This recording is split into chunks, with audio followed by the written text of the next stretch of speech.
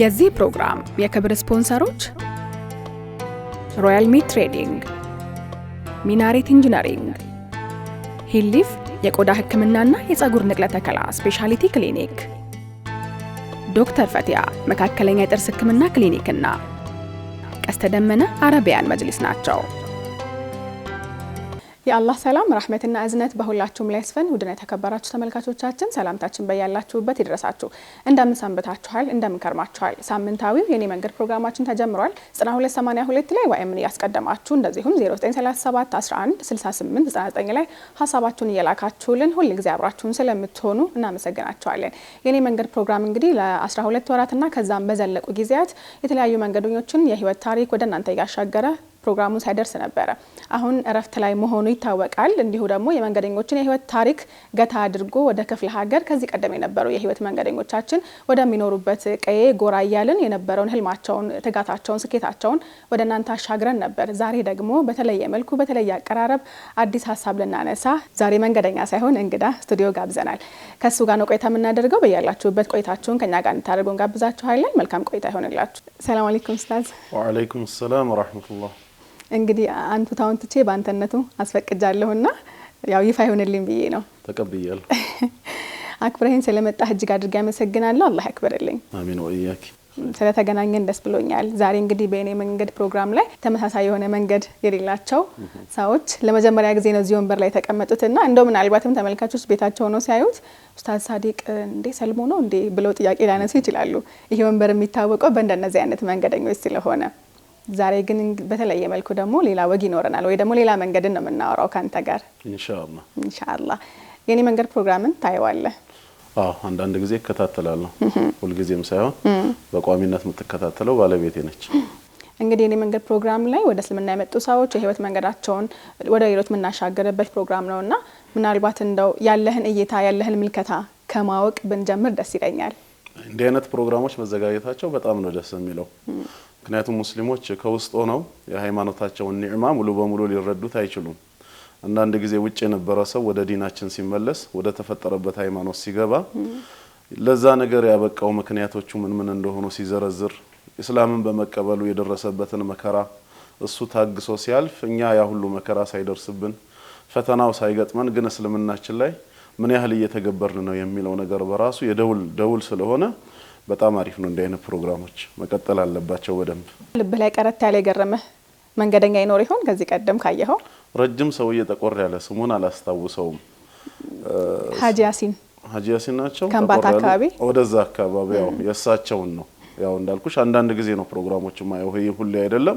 ካያዋቸው ውስጥ ግን የሳቸው ነበር ሲገርመኝ የነበረው። ሰውዬው የነበረበት የኩፍር ሂደትና ወደዚህ የመጣበት እነዛ በአካልም አግኝቼዋለሁ። አዎ ማሻአላህ። እዛ ዱራሜ ላይ ቻውን ኢማም ሆኖ ሲያሰግድ የነበረው ሰውዬ እዛ የነበረውን ፕሮግራም ለማስተካከል በሄድኩበት አግኝቼዋለሁ። ሰውዬውን ተነጋግረናል። አሁን ሌላ ቦታ ነው ያለው።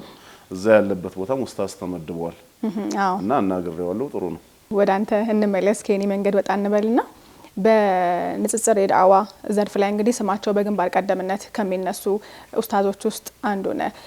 እርግጠኛ አይደለሁም ከዚህ ቀደም በዚህ ዘርፍ በሞዴልነት የሚጠቀስ አንተ በነበርክባቸው የዳዋ የንጽጽር ጊዜያት ውስጥ አብረው የነበሩ እንደነ ኡስታዝ ቀመር ሁሴን፣ መሐመድ ከድርና ሌሎችንም ጨምሮ ተመሳሳይ ወቅት ላይ የመጣችሁ የንጽጽር ዳዋ ላይ የምትሰሩ ወንድሞች ናችሁና ከናንተ ቀደም በዚህ መልኩ ግን በሞዴልነት የሚነሳ ሰው ነበረ? እኔ አላቅም በግሌ። ብዙ ነበሩ።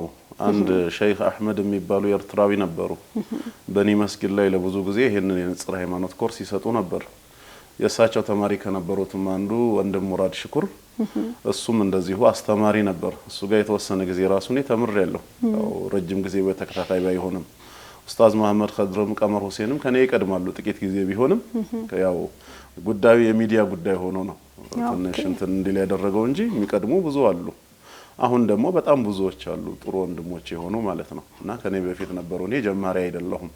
ወደዚህ የገባሁበትም የራሱ የግል ምክንያት አለው። ከእልህ ጋር የተያያዘ ነው እንጂ ያው ጥንስሱን ብናወራ ደስ ይለኛል። ወደዚህ ቦታ የገባሁበት እንደ አንድ ሳብጀክት መርጬው በመስጊድ ተምሬ ወይ እኔ የራሴ ሆቢ ሆኖ አይደለም። ግን እልህ ነው የከተተኝ። ያ እልህ ምንድነው?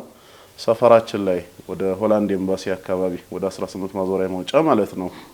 እዛ አካባቢ ላይ ትንሽ ከኛ ቤት ወደታቸው ወረድ ብሎ የተወሰነ ሜትር አንድ ምግብ ቤት አለ፣ ጸጋ ምግብ ቤት የሚባል እና አንድ ጊዜ ቁርስ ልበላ እዛ ገብቻለሁ። ይሄ ሁሉም የሆነው እንግዲህ ከ20 ምናምን ዓመት በፊት ነው እና ቁጭ ብዬ ቁርስ ልበላ ባዘዝኩበት ከኔ በፊት ቀድሞ የገባ ሰው ያዘዘውን በልቶ ጨርሶ ሊወጣ ነው።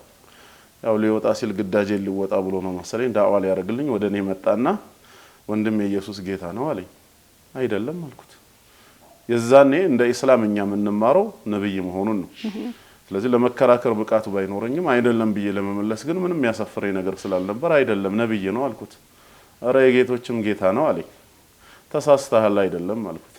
ጭንቅላቴን ያዘኝና አላህ ሂዳያ ይስጥ አይነት ማዕና ነው እንግዲህ ኢየሱስ ይባርክህ ለማንኛውም ብርሃኑን ይገልጽልሃል ብሎ ዱዓ አድርጎልኝ ሄደ።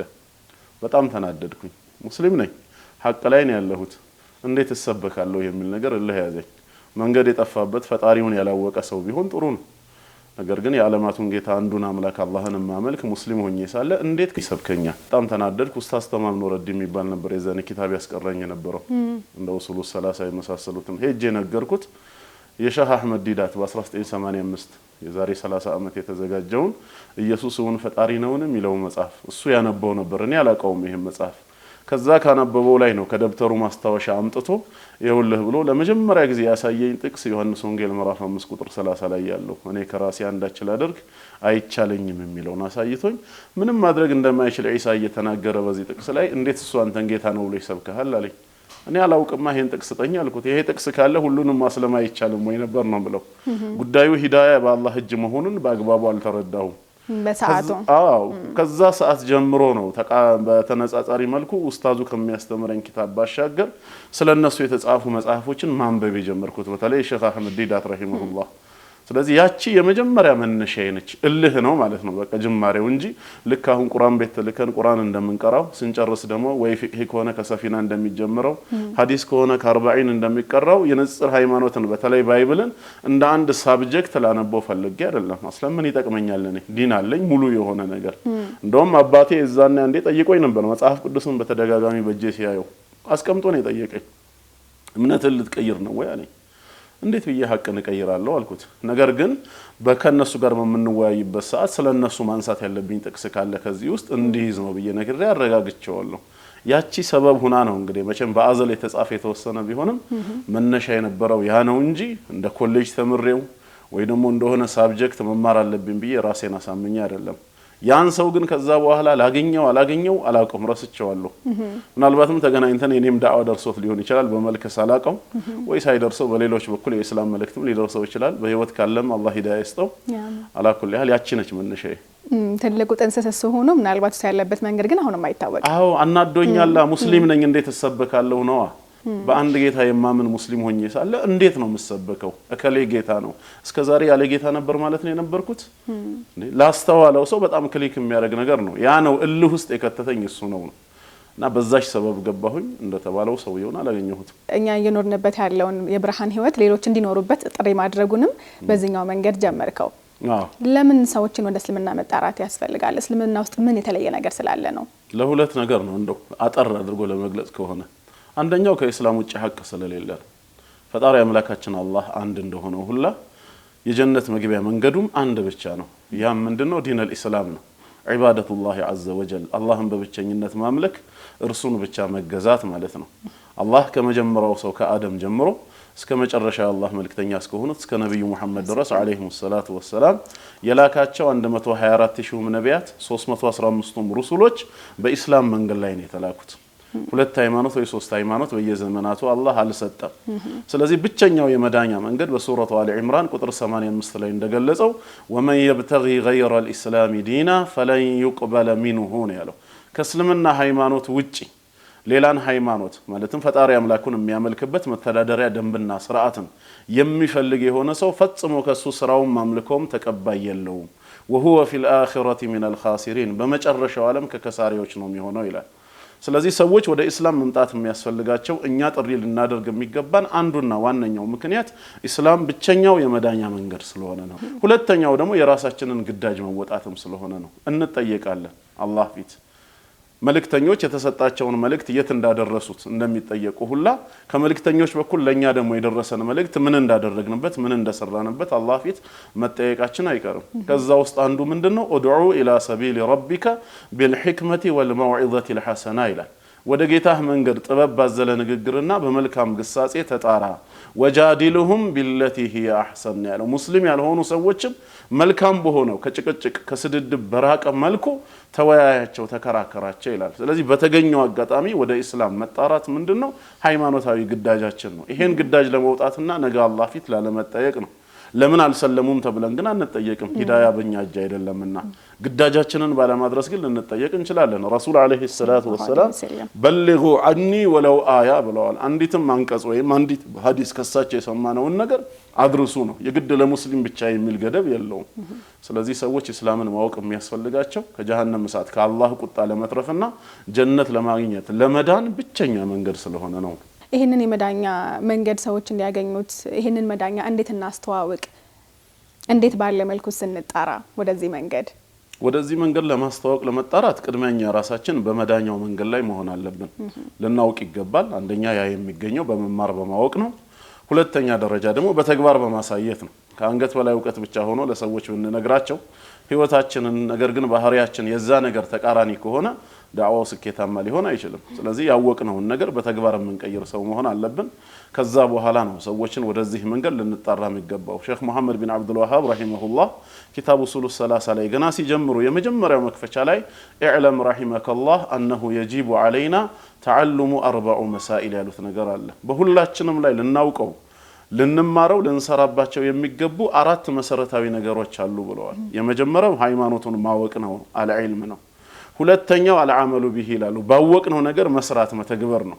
ሶስተኛ አዳዕወቱ ኢለይህ እኛ ወዳወቅነውና ወደ ሰራነው ነገር ሌሎች ያላወቁ እውቀቱ ያልደረሳቸው ሰዎች እንደኛው እንዲያውቁ እንዲሰሩ መጣራት ነው። አራተኛ አልሰብሩ ዐለል አዛ ፊህ በዚህ ዳዕዋ ላይ በሚደርስብን መከራ ችግር ትዕግስትን መላበስ ነው። የግድ ምቾት ብቻ አይደለም መጠበቅ ያለብን። ስለዚህ እንዴት እንጣራ ላልሽው ነገር ቅድሚያ ራሳችንን እንወቅ። ወዳላወቅነው ወደ መንገድ እንዳንጣራ እያንዳንዱ ሰው ላይ አይደለም ግዳጁ። ያው እንዲህ አይነት ግዳጆች ምን ይባላሉ? ፈርዱል ኪፋያ ይባላሉ። የተወሰኑ ሰዎች ቦታውን ከሸፈኑት ከተቀሩት ላይ ግዳጅነቱ የሚነሳ ይሆናል። ጥቂቶች አካባቢውን መሸፈን የሚችሉ ከሆነ ማለት ነው። በእያንዳንዱ ሙስሊም ላይ ነፍስ ወከፍ ግዳጅ አይሆንምና ማለት ነው። ግን ሁሉም ሰው ዳኢ መሆን አይችልም? ልሁን ካለ ይችላል። መስፈርቱን መሟላት አለበት። የግድ ዳኢ ማለት ግን ዝም ብሎ የሰማውን ወይንም ደግሞ ከየትኛው መጽሐፍ ያነበበውን ቆሞ ማስተላለፍ አይደለም። በሩ ክፍት ነው። ምክንያቱም ሰሌክት ተደርገው እከሌ ዳኢ መሆን አለበት እከሌ አዳማጭ መሆን አለበት አይደለም። ሐዲሱም የሚለው ምንድነው? የመጀመሪያው ኩን ሙዓሊመን ነው። ለእያንዳንዱ ሰው ከቻልክ አስተማሪ ሁን ነው። ያንን የማይችሉ ከሆነስ አው ሙተዓሊመን ተማሪ ሁን። እሺ ይሄንን ራሱ ማይችሉ በስራም በሌላ አጋጣሚ ማይመቻቸው ከሆነስ አው ሙስተሚዓን ይላል። ሶስተኛ አዳማጭ ሁን። በመስማት የሚገኝ ለውጥ አለ ነው። ይሄንን አልቻልኩም ካለስ ወላ ተኩን ራቢዓን ፈተህሊክ አራተኛቱን ትጠፋለህ ነው። ካላስተማረ ካልተማረ ወይ ደግሞ ቁጭ ብሎ ካላዳመጠ የቀረው ጥፋት ነው። ስለዚህ ሰው ከታችኛው ተነስቶ አስተማሪ መሆን ልሁን ካለ ይችላል። መርሐባ። እያንዳንዱ ሰው ባለበት ሞያ በተሰማራበት ነገር ላይ ዳዕዋ ማድረግ አይችልም ወይ? ለምሳሌ አንድ ነጋዴ ካለ በንግዱ ላይ ተአማኝነትን በማሳየት ኢስላም በሚያዘው መንገድ ቢሰራ ይሄ ትልቅ ዳዕዋ አይደለም ወይ? የሆነ ሰው ደግሞ የሚናገራቸው ነገሮች እውነተኝነት ላይ ደግሞ መሰረት ያደረጉ ከሆነ ይሄ ራሱ አንድ ዳዕዋ መሆን አይችልም ወይ? ከአንድ ዳዕዋም በላይ በአሁኑ ሰዓት በተለይ መሰረታዊ ዳዕዋም ራሱ እሱ አይደል እንዴ? አክሽን ኢዝ ላውደር ዛን ስፒክስ ይባላል አይደል? ከንግግር የበለጠ ድርጊት ለሰዎች ይናገራል፣ መልእክት ያስተላልፋል። ነጋዴ በንግዱ ዓለም ላይ እንደውም ጥሩ ነጥብን ያነሳሽው ስላንት ሙስሊም ከዋሸ ቀን ተበላሸ፣ ሙስሊም ካበለ ቀን ዘነበለ ተብሎ ሙስሊም ባልሆኑ ሰዎች በታማኝነቱ ባደራ ጠባቂነቱ ሲመሰከርለት የነበረው ዛሬ 180 ዲግሪ ተቀልብጦ ሌባና ጭበርባሪ የሆነው ሙስሊሙ ነው። ስለሌላው ሌላው ይጨነቅበት መመስከር አይተበቀብንም። የኛው ወገን የሆኑ ከጎናችን አብረው ይቆሙ የነበሩ ነጋዴ የምንላቸው ሰዎች ግን ሲያጭበረብሩ እንዳልሽው ምንድነው ስለ እስልምና ሰዎች የሚወስዱት? ቁርአኑን አያውቁትም። ሙስሊም ያልሆኑ ሰዎች ሐዲሱን አያነቡትም። የኛን ህይወት ነው የሚያዩት። የኛ ህይወት ከተበላሸ በንግዳችን አጭበርባሪ ከሆነን በጉርብትና ሐቅ በስነ ምግባራችን የተበላሸን ከሆነን ይሄ ራሱ እኮ መጥፎ ዳዕዋ ነው። ሃይማኖቱም እንደዚህ አይነት ነው የሚል ትምህርት ነው። ከንግግር የበለጠ ሰውን ሊያሳምነው እውነት ሊያስብለው የሚችለው ተግባር ነው። እንዳልሽው ነጋዴ በንግዱ ታማኝ ከሆነ ኤክስፓየርድ የሆኑ እቃዎችን የተበላሸ ማህተምን እየመታ ጊዜያቸው እንዲራዘም የማያደርግ የተጋነነ ዋጋን ህዝቡን ሳይጎዳ የሚሸጥ እቃን የማይደብቅ ከሆነ ራሱ ዳዕዋ እኮ ነው። ምንድነው ሙስሊሞች እንዲያደርጉ የዳረጋቸው ቢባል የሃይማኖታቸውን ህግ ስለሚጠብቁ ነው።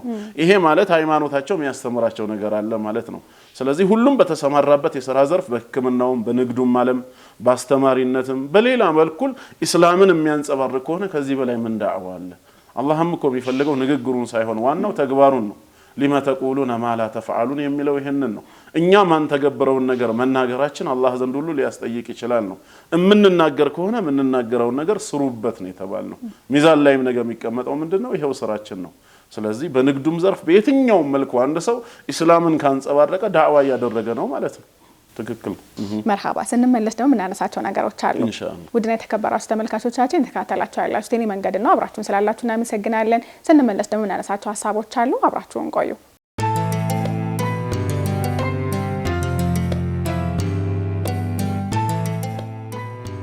ውበት ይማርካል። ምቾትና ጥራት ሲቀላቀሉት ደግሞ ቀስተ ደመና ይሆናል። በስፖንጅና በፍራሽ ምርቶቹ እረፍትን ከጥሩ ምቾት ጋር በመለገስ የሚታወቀው ተቋማችን አሁን ደግሞ የአብሮነቱን ድምቀት በአይነትና በጥራት ጥንቅቅ ተደርገው በተሰሩ መጅሊሶች አስቦ ምቾትን ከውበት ጋር እንካችሁ ይላል። ቀስተ ደመና አረቢያን መጅሊስ በቱርክ ስታንዳርድ ዲዛይን የተሰሩ መጅሊሶች፣ 100% በቦንድሪ የተሰሩ ባለፍሬም መጅሊሶች እንዲሁም ከእጅ ንክኪ ነፃ ሆኖ በማሽን ቅርጽ የወጣላቸው መጅሊሶች እኛ ዘንድ በስፋት ይገኛሉ። በመረጡት አይነትና ዲዛይን በአጭር ጊዜ ማድረሳችን ልዩ ያደርገናል። በመጅሊሳችን ጥራትና ምቾት ስጋት አይግባው። ምርቶቻችንን ሲገዙ የ5 ዓመት ዋስትና በመስጠት እናረጋግጥሎታለን። ምርቶቻችንን በስፋት መርካቶ ጣና ገበያ ሁለተኛ ፎቅ እንዲሁም ቤተል ቢጫ ፎቅ አካባቢ ያገኙናል። 09317676 0945513246 ላይ ደውሉልን። ቀስተ ደመና አረቢያን መጅሊስ የውበት የጥራትና የምቾት ዓለም።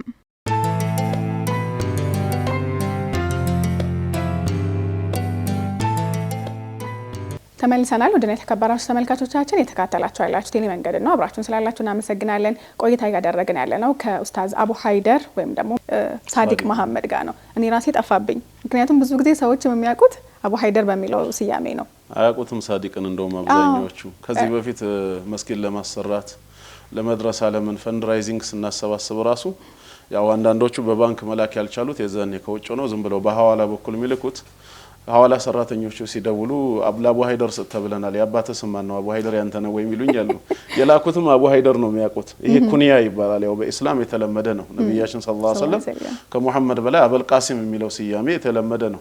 ስለዚህ አቡ ፉላን ኡሙ ፉላን የከሌ አባት የከሌ እናት በሚለው ኩንያ የተለመደ ከመሆኑ አንፃር ፌስቡክም አካውንቴ ላይ በፊትም እንደዚሁ ደግሞ እንትን ላይ የፓልቶክ ትምህርትም ላይ አቡ ሀይደር በሚለው ስለምገባ በቃ ስም ሆኖ ተወስዷል።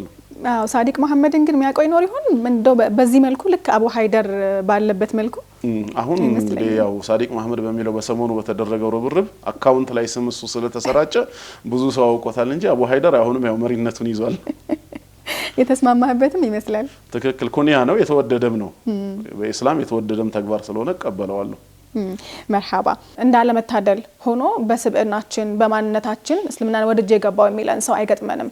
የኔ መንገድ ላይ ብዙ ሰዎች መተው ህይወታቸውን ተጋርተናል። ሂዳያ ያለው በአላህ እጅ ነው። ሰበቦቹም በጣም በርካታ ናቸው። ከሰበቦቹ መነሻ ግን አንዱ ብዙዎች ምናልባት እምነታቸው ላይ ያላቸው ጥያቄ ወደዚህ አንደርድሮ አመጣቸው ሊሆን ይችላል። ግን በእኛ ስብዕና እስላምን ለማየት እንደው የሞከረ ሰው ብዙ አይገጥመንምና ያንን ነገር እንዴት አስተካክለን ነው በእኛ ስብዕና መጣራት የምንችለው? እንደዛ ከሆነ እንግዲህ መጀመሪያ ለኛ ያስፈልገናል ማለት ነው። እስልምና ራሳችን ህይወት ውስጥ እንዲታይ እኛ ራሳችን መማር አለብን። የተግባር ሰው መሆን አለብን። በደንብ ከተመከረን ካወቅን በኋላ ነው ወደ አክሽኑ ስንገባ ሌላውን መጣራት የምንችለው ማለት ነው። አሁን ቅድም አንቺ እንዳልሽው እኔ ብዙ ጊዜ የሰለሙ ሰዎች ሲገጥሙኝ ምክንያት ተጠይቃለሁ። ምን አይታችሁ ነው እስላምን የምትቀበሉት ነው የምላቸው። በተደጋጋሚ በብዛት እንደው ማጆሪቲውን ፓርት የሚይዘው ሁለት ነጥቦች ሲጠቅሱ ነው ማየው። አንደኛ አንድ አምላክ የምትሉት ነገር ነው የሚሉት። አንድ አላህን የማምለክ ስርዓት የተፈጠርነው በአንድ አምላክ ነው። ልናመልከው የሚገባው እሱም ብቻ ነው። በእርሱ ላይ የምናጋራው ሌላ አካል መኖር የለበትም። ይሄ አምላካችን ደግሞ ወላጅም ልጆችም የሉትም የሚለው እምነት ንጹህ አእምሮ ላለው ሰው ሊቀበለው የሚችል ነው። የሚቃወመው አስተሳሰብ አይደለም። ሌሎቹ ጋር ይሄ ስለሌለ ማለት ነው። አላህ አንድ ነው፣ አይወልድም፣ አይወለድም። ይሄ እምነት ልባችን ሰርስሮ ይገባል የሚሉ ናቸው። ሁለተኛ ሰላት ላይ የሚያነሱ ነጥብ ነው። ለጌታችሁ በጣም ቅንዓት አላችሁ።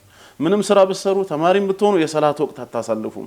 በቀን 5 ጊዜ መስገድ አለብኝ ብላችሁ ተሰብስባችሁ በምንም ሳትለያዩ የምትሰግዱት ነገር ያስቀናል የሚሉ በተለይ ሁለቱ ላይ ብዙ ሰዎች ይገጥሙኛል የተለያየ ነገር ከመኖር ጋር ማለት ነው ጥሩ የሆኑ ሙስሊም አኽላቅ ያላቸው እጅግ በዛም ብዙዎች አሉ በእነሱ ተማርከው የገቡ አሉ ግን በእጃችን የሰለሙ ሰዎች ለምን የሚለው ጥያቄ ሲነሳ በአብዛኛው እነዚህ ነጥቦች ላይ ነው እንደተባለው ተውሂድ ትልቁ የለውጥ ሚስጥር ነው እንደ እውነቱ ብዙ ሰዎችም የሚያወሩት እስላምን አይቼ ገባሁ እንጂ ሙስሊሞችን ባያችሁ ኖሮ አልገባም የሚሉም አሉ ባህሪያችን ከእስላም የሚያስወጣ ሆኗል እሺ ወደ እስላም እንዲጣራ ምን እናድርግ ሁሉም የነፍስ ወከፍ ግዳጅ ይወሰድና እስላምን ለመኖር ለራሴ ቃል ልግባ ብሎ ስነ ምግባሩ አቂዳው እንዴት መስተካከል እንዳለበት ከዳዒዎች ገና ለውጥ ያስፈልገዋል ነው ንባብ ብቻውን ህይወትን ሊቀይር አይችልምና ማለት ነው የኔ መንገድ ፕሮግራም ላይ እስቲ ስንበልና የኔ መንገድ ፕሮግራም የመጡ በርካታ መንገደኞች አሉ የህይወት መንገዳቸውን ያሻግራሉ የኔ መንገድ ላይ ብቻ ሳይሆን ሻገር ብለን በዓለም አቀፍ ደረጃም ብናነሳ ሰዎች እውነትን ፍለጋ የተለያዩ ሃይማኖቶችን ያጠናሉ ካሉበት ሃይማኖት ባሻገር ነገር ግን ያንን እውነት ፍለጋ እስልምና ውስጥ እውነት ያለ አይመስላቸውም አይደለም እውነት ኖሮት ሊያጠኑት ቀርቶ ለጥናትም ብቁ አይደለም የሚል ሐሳብ ያላቸውና ይሄን ሐሳባቸውን የወለደው ምን ይመስልሃል አንደኛው ፍርሃት ነው ይፈሩታል እስላምን ለዛ ደግሞ ሰበብ የሆነው ምንድነው የሚዲያ ተጽዕኖ ነው ስለ እስላም የሚነገራቸው ነገር ሚዲያን ሲመለከቱ በተለይ የምዕራቡ ዓለም ሚዲያ እስላምን ጭራቅ አድርጎ የመሳሉን ነገር ያ ነገር በአእምሯቸው ውስጥ የቀረጸው ነገር ነገ የሃይማኖት ጥናት ውስጥ ሲገቡ ሌሎች ብዙ ሃይማኖቶች ይያሉ ወደዚህ መጥፎ ገጽታ ብቻ ተደርጎ ወደ ተሳለው የሚዞሩበት ምንም ምክንያት የለም ከዛ በመነሳት ነው እስላምን ጥቂቶች እንጂ ብዙዎቹ ሊያጠኑት የማይደፍሩት ማለት ነው ሁለተኛው ደግሞ እንደ ሐቂቃው ሂዳያ አሁንም በአላህ እጅ ነው ከልቡ ሐቅን የፈለገ ሰው አላህ ከሐቅ ጋር ያገናኘዋል ነገር ግን ሐቅን የማይፈልግ ከሆነ የአላህ ውድ ንብረት ነውና ሂዳያ ዝም ብሎ ለማንም አይሰጥም ነብያችን አለይሂ ሰላቱ ወሰለም አቡ ጣሊብ ሂዳያን ያገኝ ዘንድ ለፍተዋል በመጨረሻ ህይወቱ ያ አሚ ቁል ላ ኢላሃ ኢላላህ ከሊመተን ኡሐጁ ለከ ቢሃ ዒንደላህ ነው አጎቴ ሆይ እንደው ላ ኢላሃ ኢላላህ የምትለዋን ቃል ብቻ ተናገር አላህ ዘንድ አንተ ጀሃነም እንዳትገባ አማላጅ ጠበቃ ሁኜ እከራከርልሃለሁ ነበር ያሉት ዳዕዋቸውን አድርሰዋል ከጎን የነበሩት ደግሞ የጥመት ተጣሪዎች ሰባኪያኑ ደግሞ አተርገቡ عن ملة عبد المطلب ከነበርክበት የአባት አያቶችህ መንገድ ከአብዱል ሙጠሊብ መንገድ እንዴት ያንን ጠልተ ወደዚህ እምነት ትገባለህ ያንተ ተዋለህ ያሉት መጨረሻ ምንድን ነበር የሱ ምላሽ አቡ ጣሊብ በአያቶቹ መንገድ እንደሆነ ሞተ እሳቸውም አላህ እስካልከለከለኝ ድረስ ኢስቲግፋር አደርግልሃለሁ ብለው አዝነው ተነሱ ከዛ በኋላ በሽርክ ላይ ለሞተና የጀሃነም መሆኑ ለተገለጸ ሰው ኢስቲግፋር ማድረግ ምህረት መጠየቅ ክልክል ነው የሚለው የቁርአን አንቀጽ ወረደ አቡ ጣሊብን አስመልክቶ ግን ምን አላቸው ኢነከ ላ ተህዲህ መን አህበብተ አለ አንተ አንድን ሰው ስለወደድከው ልታቀናው አትችልም ማስተካከል ማድረግ የምትችለው ምንድነው መንገዱን መምራት ማመላከት ነው ልቡ ላይ ግን ያንን ሂዳያ ከተህ ማቅናት አትችልም ወላኪን አላህ يهدي من يشاء ነገር ግን አላህ የሚሻውን ያቀናል አለ ለምንድነው ማቅናቱን ለራሱ ብቻ የወሰደው ስንል አንቀጹን ሲዘጋው ምን አለ وهو اعلم بالمهتدين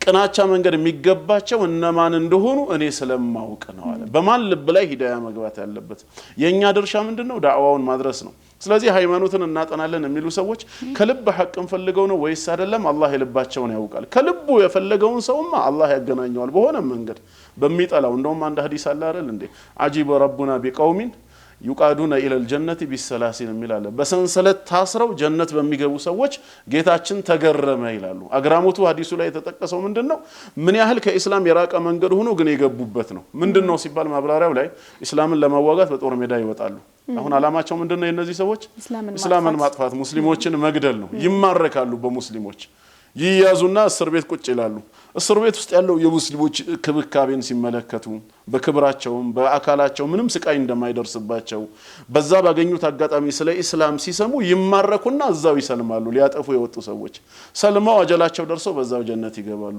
እስላምን እናጠፋለን ብለው ወጥተው በሰንሰለት የተባለው መማረካቸው እስር ቤት መግባታቸው ነው በዛው የሂዳያ ሰበብ ሆኗቸው ጀነት ይገባሉ ለካ እስላምን ለማጥፋት የወጣም ጀነት የሚገባበት አለ ሰዎቹ ሐቅ ቢገለጽላቸው ኖሮ ሐቅን ለመቀበል ዝግጁ ስለነበሩ አላህ ከፈለገ በጦር ሜዳ በኩል እንዲማረኩ አድርጎ ሂዳያ ሊሰጥ ይችላል ግን ብዙዎቹ ዛሬ እስላምን ለማጥናት ለምንድን ነው የሚፈሩት የሚዲያው ተጽዕኖ ነው እስላምን ጭራቅ አድርጎ የመሳሉ ነገር ያአምሯቸውን ሰፊውን ቦታ ይዞባቸዋል እንደዛውም ሆኖ ግን ሂዳያ ለፈለገ ሰው አሁንም ቅርብ ነው አላህ ሊመራው የፈለገውን ሰው ማን ይህዲህላሁ فلا مضل له የዓለም ህዝብ ቢሰባሰብ ሊያጠማው አይችልም ለምን ቁልቦች ልቦች በተቀላላ ያሉት በሱ እጅ ነው ከአላህ እጅ ነጥቆ ማን ነው ሊያጠምና ሊመራ የሚችለው ለዚህ ነው አላህ ሂዳያውንም ጥመቱንም ለራሱ ወስዶ እምፈልገውን እምመራው የምፈልገውን የማጠማው እኔ ነኝ አለ ለምን ማን ለጥመት ተገቢ እንደሆነ ማን ለሂዳያ ተገቢ እንደሆነ እሱ ነው የሚያውቀው ለኛማ ቢሰጠን ለወደድነው ብቻ ያከፋፈለን ከምንጠላው ሰው ሁሉ ነጥቀን ከአላህ ቤት ስንቱን ያባረርን ነበር የጀነት የጀሃነም ብለን ዛሬ ምን መድቦኛ ሆነን አይደል እንዴ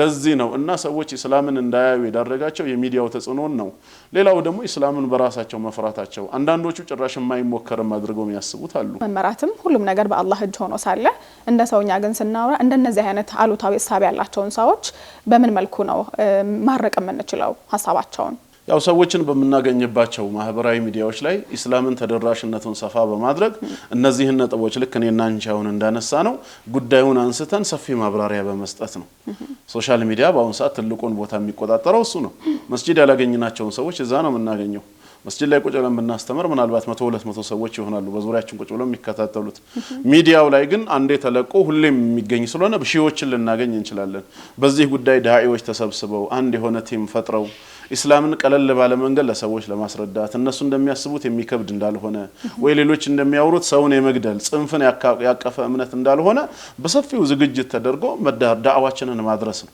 ያንን መጠቀም ነው ያኔ የተገለገልንበት ጊዜ እስቲ ምንድነው እንስማው ሊሉ ይችላሉ ከተቻሉም ደግሞ አዳራሾችንም እንደዚሁ የራሳችንም ይሁን የተከራየናቸው አዳራሾች ላይ ሙስሊም ያልሆኑ ሰዎችን በመጋበዝ ስለ እስላም እንዲሰሙ ማድረጉ ቢለመድ መልካም ነው መርሃባ እንደው አንድ ሰው እውነተኛ የሆነውን የኢየሱስ ወይም የኢሳን አለይሂ ሰላም መንገድ ማግኘት ቢፈልግ ፍለጋውን ከየት መጀመር አለበት ትላለ ቅድሚያ ስለ ፈጣሪው ማንነትም ይሁን ስለ ነቢያቱ ለማወቅ ከቁርአን ውጪ ምንም ትክክለኛ ምንጭ የለም በዚህ ምድር ላይ ከቁርአን ውጪ ባለ ነገር ፈልጋለሁ የሚል ሰው እድሜውን ከማባከን መከራ ከማየት ውጪ በፍጹም ሐቅ ላይ ሊደርስ አይችልም ሐቅ ያለው እስላም ላይ ብቻ ነው ቁርአንና ሱና ላይ ብቻ ነው በዚህ የትንኝ ክንፍ ያክል ጥርጥር የለንም ነገር ግን ሰውየው ከቁርአን በፊት ምን ሊያሟላ ይገባል ሲባል ልቡን ንጹህ ማድረግ ብቻ ነው ተጀሩድ የሚባል ነገር አለ እውነት ላይ ለመድረስ ከልቡ እውነትን ፈላጊ መሆን አለበት አላህ ልቡን ካየው ከዛ ከቁርአን እውነቱ ጋር በራሱ ጥበብ ማገናኘቱ አይቀርም ባሰበውም ባላሰበውም መንገድ ማለት ነው ዋናው ነገር የልቡ መሻት ምንድነው ከልቡ ተጸጽቶ ወደ አላህ መንገድ ተመልሶ በቀሪ ህይወቱ ከአላህ ጋር ያለው ግንኙነት ተስተካክሎ እውነተኛ አማኝ ሆኖ ኖሮ መሞት ከፈለገ ልቡ ከተስተካከለ ያገናኘዋል እነዛ መንገዶች ምንድነው ከተባለ ትክክለኛው እምነት ምንረዳው በቁርአንና በሱና መነጽር ብቻ ነው ለዚህ ነው ነብያችን ሰለላሁ ዐለይሂ ወሰለም ወለዚ ነፍሲ ቢየዲህ ያሉት ነፍሴ በእጁ በሆነችው ጌታ በአላህ እምላለሁ لا يسمع بأحد من هذه الأمة يهودي ولا نصراني ثم يموت ولم يؤمن بالذي أرسلت به إلا كان من أهل النار أنا نبي هوني ملاك በወሬ ደረጃ እንኳን ቢሆን አይሁዳዊም ይሁን ክርስቲያን ሰምቶ ከሰማ በኋላ ጉዳዩን ለማጣራት ጥረት ሳያደርግና ሳያምን ማለት ነው በዛው የሚሞት የለም እሳት የገባ ቢሆን እንጂ የሳቸው ነብይነት ያላመነ በምንም አይነት መልኩ ጀነት ሊገባ አይችልም በሩ ዝግ ነው በተለይ የሳቸው መላክ እየሰማ ከሆነ በሌላ ሐዲሳቸው ወአለሙ አነ الجنة لا يدخلها الا نفس مسلمة ያሉት ከሙስሊም ነፍስ ውጪ ጀነት የሚገባ የለም ምንም ጥርጥር የለንም ጀነት የተፈጠረው ለሙስሊሞች ነውና ጀሃነም የተዘጋጀው ለካሃዲያን በሳቸው ነብይነት ለካዱ መልእክቱ ደርሷቸው ላልተቀበሉት ነውና ማለት ነው ስለዚህ አንድ ሰው ሐቅን ስለ ኢሳም ይሁን ስለ ፈጣሪ አምላኩ ማወቅ ከፈለገ ምን ምንጭ አለው ቢባል እስላም ብቻ ነው ትክክለኛ ምንጩ ቁርአንና ሱና ብቻ ነው አላህን ማግኘት የምንችልበት ብቸኛው ምንጫችን ማለት ነው መርሃባ እንግዲህ የኔ መንገድ ፕሮግራምን ከጀመርኩ በኋላ በተለይ መጀመሪያ ሰሞን ላይ ለራሴ ግርምትን የሚጨርብኝ ጥያቄዎችን የሚፈጥርብኝ እንደው እንዴት ያለ ነው ብዬ ነገሩን እንዳቆም ያጓጓኝ አንድ ነገር ነበር አብዛኞቹ ማለት ይችላል ተመሳሳይ ስሜት ነው ያላቸው ልክ ወደ እስልምና ሲቀላቀሉ ያለችው ድልድይ እንግዲህ ሻሃዳ ናት ሻሃዳ መያዝ ይኖርባቸዋል ያንን ሻሃዳ በያዙበት ቅጽበት ደግሞ ልባቸው ላይ የሚሰማቸው እንደው ስሜት ይኖር ወይ ብዬ ጠይቃቸው ነበርና አብዛኞቹ እንደው ሚነገር ሳይሆን ሚኖር አይነት ስሜት ነው ይላሉ ደስታ እንዳለልሽ ደስታን አይተሽው ታውቂያለሽ ተደስተሽ ታውቂያለሽ ደስታ የሚለው ቃል የሚገልጸው አይደለም ግን በቃ ስሜቱ መግለጽ ሳይሆን መኖር የሚችል ነው እንደኔ አይነት ወይ ደግሞ ወደ እስልምና የተቀላቀለ ሰው ከዛ ሰው ውጪ ይሄ ስሜት አይገባውም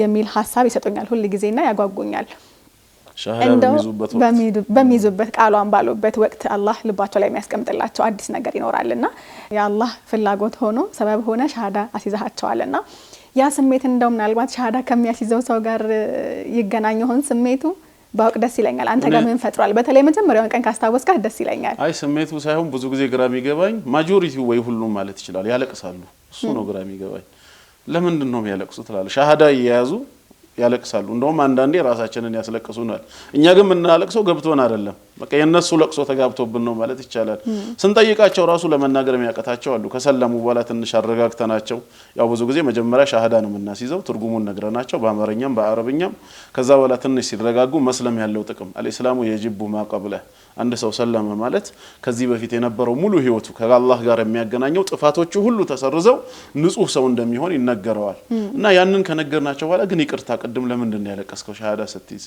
ተመልሶ መግለጹ ይከብዳቸዋል እንግዲህ የሆነ ፊሊንግ አለ ከማለት ውጪ እኔ ሼር ማረጋው ነገር አይደለም ምን እንደሚሰማቸው አላቅም والله አለም በግምት አልናገርም ግን ሁሉንም ያዩዋቸው ወይ ማጆሪቲ ሲያለቅሱ ነው ለምንድን ነው የሚያለቅሱት እንባ ለምንድን ነው የሚያጣባቸው ግን የሆነ ስሜት ይሰማናል ይላሉ አንዳንዶቹ ምንድነው ያ ስሜት ይሄ ነው ብሎ አይገልጹትም ደስታ ተናነቀኝ የሚሉ አሉ እንደውም እኛ ሀገር ይመስለኝ ነበር ከዛ በኋላ በዩቲዩብ በምን ውጭ ሀገር እና ዶክተር ዛኪር ናይክ ሐፊዘሁላህ ሌሎቹን ስናያቸው ነጮቹም ያለቅሳሉ ነጭ ያለቅስ ምን በራኛው ምትለው እንግዲህ ዝም ብሎ መሳቅ ብቻ ነበር የሆነ ስሜት አለው በቃ ራሳችን ከሆነ ነገር ተነስተን ግምት መስጠት ይቻላል ይሄ ነው ብሎ ለመግለጽ ግን የሰለመው ሰው የራሱ ካልገለጸው በቀር እኔ መግለጽ አልችልም እነሱማ አይገልጹትም እንደዚሁ ቀደም እንዳልነው ሙስሊሞች ሁሉ አሉ እንደው ዋለማወቅ ጅህልና ይሁን ከትክክል ከልባቸው ፈንቅሎ ኡስታዝ ወጥተን እንምጣው ያሉኝ ሁሉ አሉ ይሄንን ስሜት ለማጋራት ወላሂ ወደ ኩፍር ህይወት እንሂድና ትንሽ ቀን ቆይተን እንስለም እንደነሱ ሙሉ ኃጢያታችን የሚሰረዝ ከሆነ እንደዚህ የሚሰማን ያሉ አሉ እሺ በዛው ብንቀርስ ወጥተን እኛም ደግሞ ሁሉ አንዱን ጃኒብ ነው ምናየው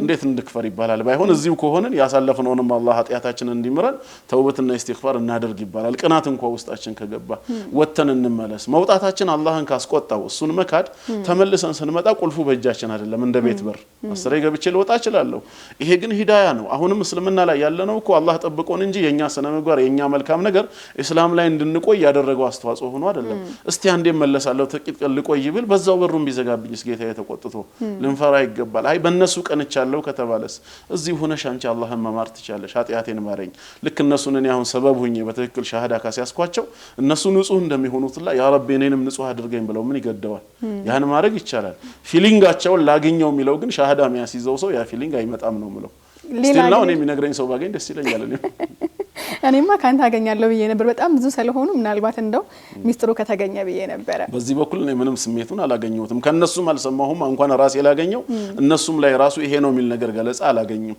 ተመልሶ ሲጠየቁን በመተናነቅ ካልሆነ በቀር የሆነ ስሜት ግን አለ ነው የሚሉት በቃ የደስታ የሚወራቸው ነገር እንግዲህ والله اعلم እንደው የሆነ ሰው ግን ቀደም ካለው ከጀሃነም ሰዓት ወደዚህኛው ወደ አዲስ መንገድ እየመጣ ነው ሰበቡ ደግሞ አንተ ነህ ልክ በዛን ሰዓት ላይ ግን ወደ አላህ የሚያገናኘውን ድልድይ ሻሃዳዋን አንተ ስታስብለው አንተ ያልከውን እያንዳንዷን ቃል ተከትሎ ሲል እንግዲህ ያ ሰው ነጃ እየወጣ ነው አይደል ከነበረበት መንገድ ያ ሰበብ አንተ ስትሆን ግን በሰዓቱ አንተ ራሱ ምን ይሰማሃል እኔ ደስታ ነው የኔንማ ደስታ መግለጽ ይችላልው አሁን አንቺ እኮ የጠየቅሽኝ የነሱን ፊሊንግ ስለሆነ አሁን ደግሞ ያንተን የጠየቁ ያ ፊሊንግ እኛም ውስጥ አለ ሻሃዳ በማስይዛቸው ሰዓት አንድ በጣም ደስተኛ ነኝ ወደ ሀቅ መጣዋል የደስታው መነሻ ይሄ ነው ብዬ ግን አንቺ አሁን በዝርዝር እንዳላቀርብ አሁንም ፊሊንግ ነው በኔ ውስጥ ካልሆንሽ አንቺም ልታገኙ አትችም ደስታ ግን አለ ሁለተኛ ደግሞ አጅሩ ሲታሰብ ያ ሰው ከሰለመበት ማግስት ጀምሮ እስኪሞት ድረስ የሚሰራው ኸይር ስራ እኮ በኮፒ ፔስት ለኔ የሚባዛልኛል ከዚህ በላይ ምንም ያስደስታለን በተለይ ደግሞ የሰለመ ቀን ብቻ ሳይሆን ሰባት ላይ ጽናት ላይ ሆኖ ሲታይ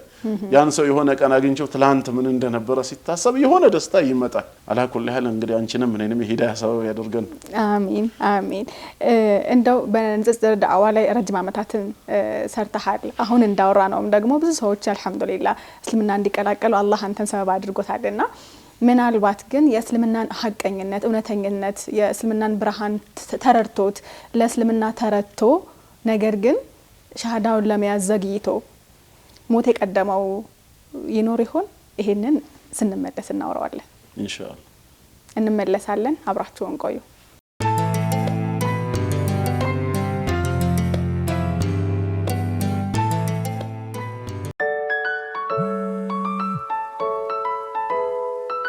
ሄሎ አያት ሄሎ ሀቢቢ እንግዶች እኮ ዛሬ ነው የሚመጡት ኧረ እባክሽ ሰው እንዴ ለማንኛውም ስጋ አልቆብኛል እንድታመጣልኝ እሺ መርሃባ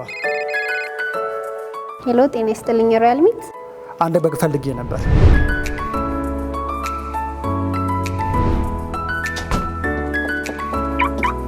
Feel fresh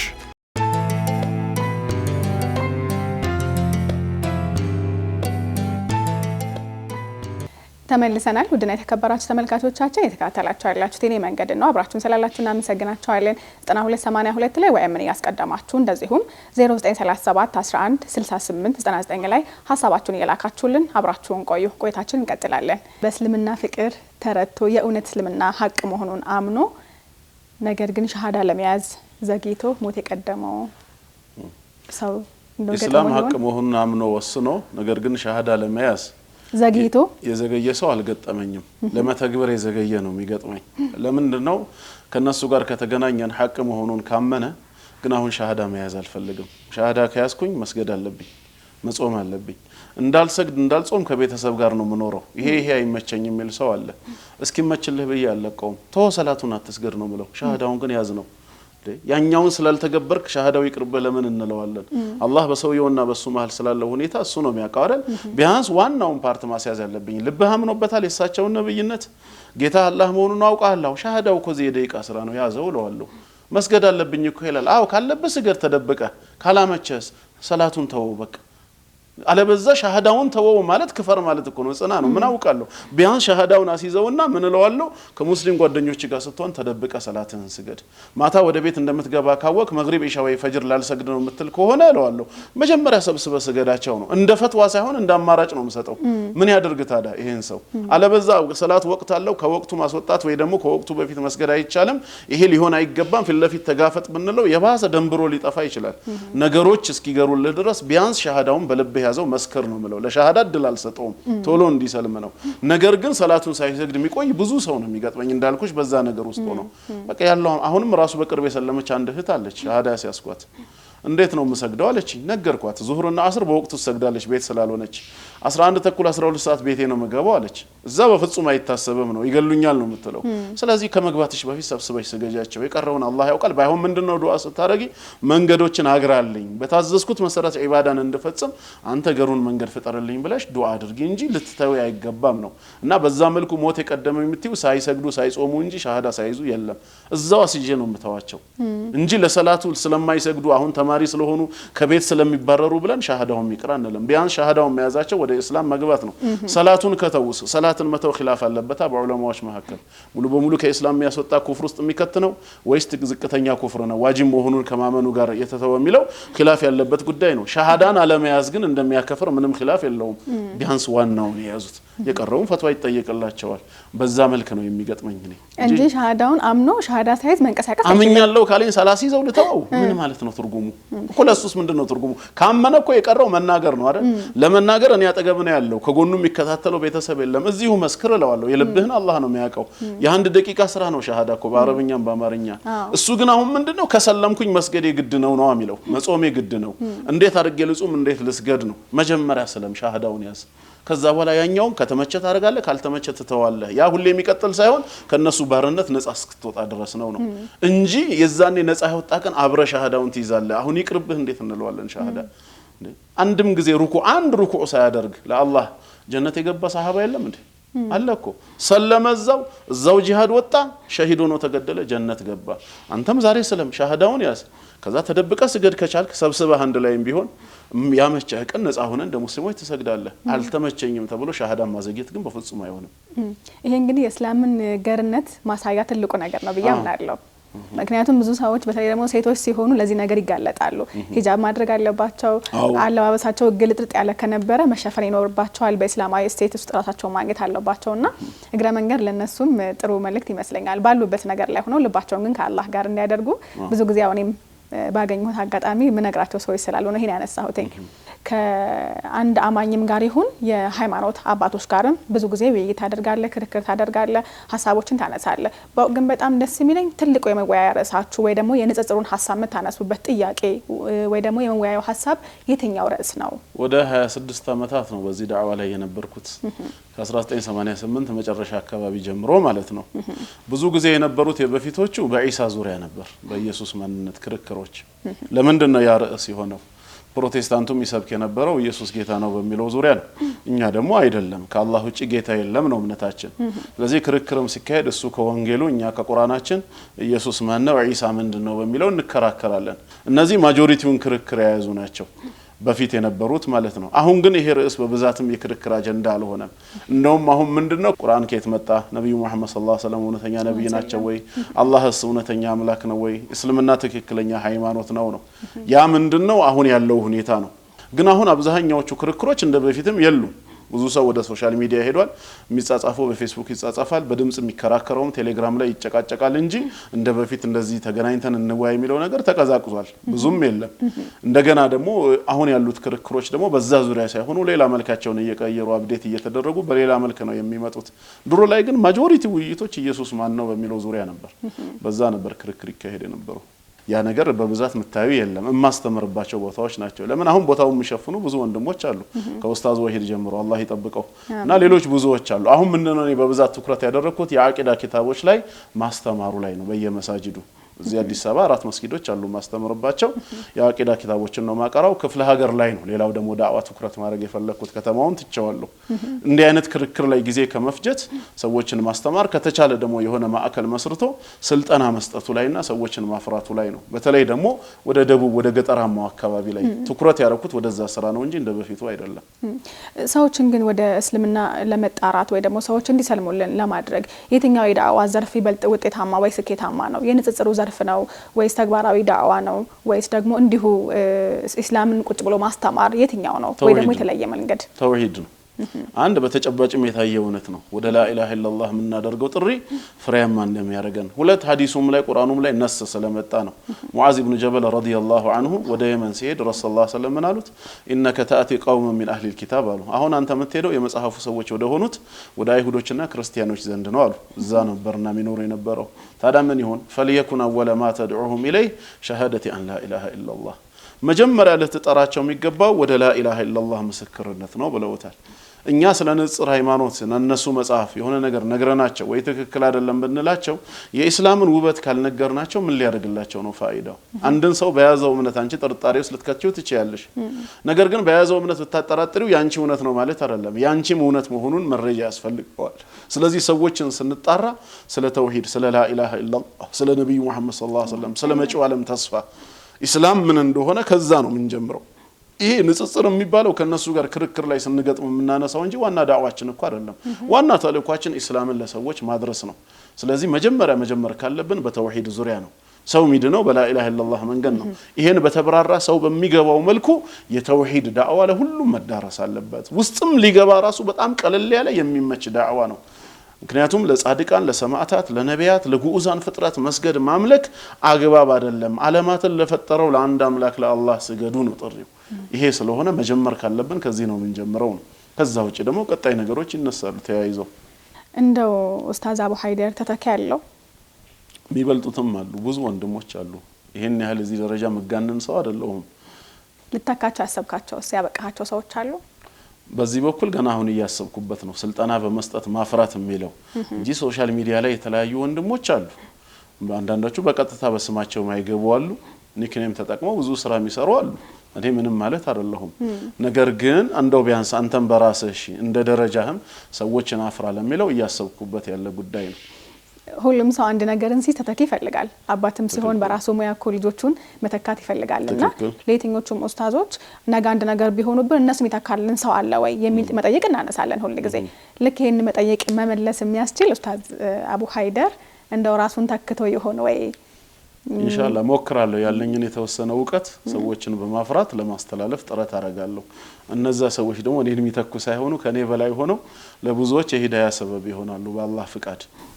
ኢንሻአላህ እንጂ ተክቻለሁ ከለምትለው የለም የተካሁት የለም ይበልጡኝ ግን ብዙ እንዳለው አቃለሁ ግን አሁን ከአሊፍ ጀምሮ ግን እስከዚህ ድረስ ብዬ ለመተካቱ እቅዳለኝ በራሴ ኢንሻአላህ ስለዚህ በደንብ እናወራለን ሁላችንም እንደ ሙስሊም የትኛውም ሰው እስልምናን ቢኖር ደስ ይለናል አላህን ያመለከ ዱንያ ላይ ቢኖርና ቢሞት በጣም ደስ ይለናል እኛ የነሆን የኡነት ብርሃን እንዲያይለን እንፈልጋለን በዛው መልክ ደግሞ በተለያዩ የሂዳ ሰበቦች ደግሞ የሰለሙ ሰዎችን ደግሞ ገፊዎችም እኛ ነን ብዙ ጊዜ እንደ ትችት ይነሳብናል ይሄ ነገር ሙስሊሞች ተቀባዮች አይደላችሁም እንደውም ገፊዎች ናችሁ ምናልባትም ሂዳ ያለው በእናንተ እጅ ቢሆን ኖሮ ብዙዎቻችን በተመለስን ነበር ሂዳ ያለው በአላህ እጅ ስለሆነ ነው እንጂ የሚል ትችት ይመጣልና ይሄንን ነገር እንዴት ነው ማስተካከል የምንችለው እንደዛስ እንዲሆን መነሻ የሆነ ነገር ይኖረን ይሆን የምንስ ጉድለት ነው እንዴ እንድንባል ያደረገን ያው ብዙ ጊዜ አንዱና ዋነኛው ክፍተት ይሄ ነው ተቋምና ማዕከል አለመኖሩ ነው ሰዎች ይመጣሉ ከሰለሙ በኋላ ስራቸው ያውጣችሁ ነው ምንላቸው